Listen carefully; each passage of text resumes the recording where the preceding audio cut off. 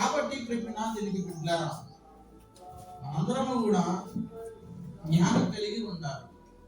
ఆ జ్ఞానం వలె కాకూడదు.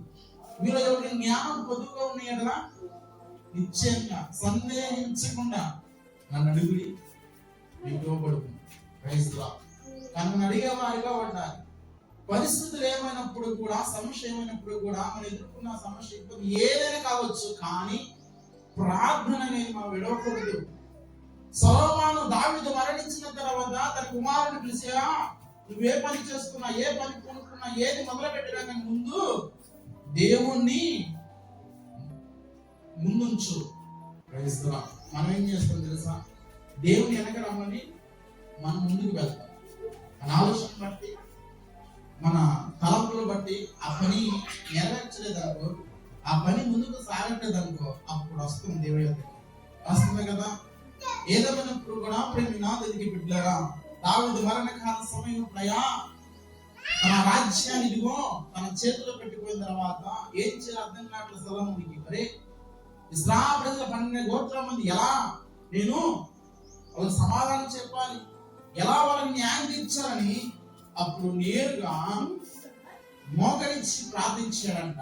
అయ్యా, ఈ ప్రజలను న్యాయం తెచ్చడానికి నాకు బుద్ధి జ్ఞానము లేదయ్యా అని ప్రార్థన చేశాడంట. ఆ ప్రార్థన దేవుడికి చాలా ఇష్టమైనదంట. హల్లెలూయా.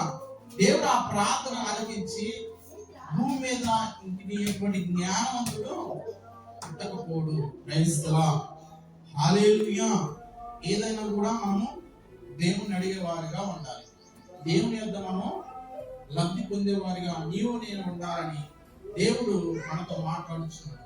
కాబట్టి ఇప్పుడు మీ నాదునికి బిడ్డలారా, గడిచినటువంటి క్రైస్తవ తర్వాత గదిలో వాక్యం ఉండాలి, గదిలో ప్రార్థన ఉండాలి, వీధిలో సాక్ష్యం ఉండాలి. పోయిన వారం మనం ఏం చెప్పుకున్నామంట? గదిలో వాక్యం ఉండాలి. ఉందా వాక్యం? దీనికి స్తోత్రం చేయొద్దంట. పోయిన వారు ఏం చెప్పుకున్నాం గుర్తుందా? దీనికి స్తోత్రం ఏం చెప్పుకున్నాం?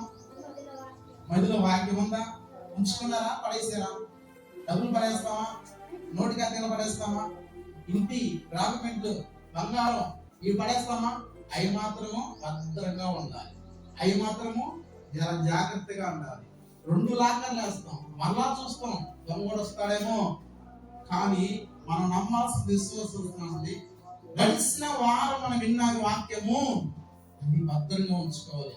ఎక్కడ? మన హృదయంలో ఎవరైతే దాన్ని దాపెట్టుకుంటారో, ఎవరైతే ఆ వాక్యం భద్రత చేసుకుంటారో వాళ్ళ జీవితం ఎలా ఉంది తెలుసా? వాళ్ళ జీవితం చాలా అద్భుతంగా ఉండేది, వాళ్ళ జీవితం చాలా సంతోషంగా ఉండేది. కానీ ఈ రోజున మనకు సంతోషం కరువైనది, నెమ్మది కరువైంది అంటే మనలో వాక్యం లేదు. వాక్యాన్ని మనం చేస్తాం.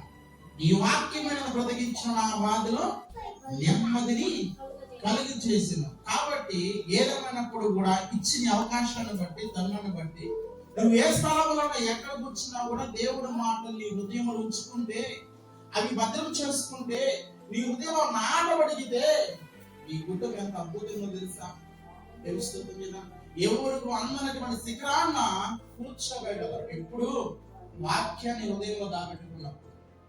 తర్వాత మనం ఏం చెప్పుకున్నాము? గదిలో ఏముండాలి? ప్రార్థన ఉండాలి.